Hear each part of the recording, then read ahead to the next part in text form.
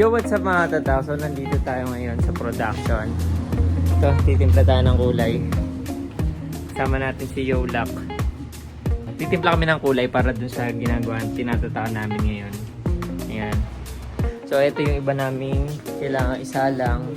Mga tapos na kailangan ng i-packaging, hit present packaging.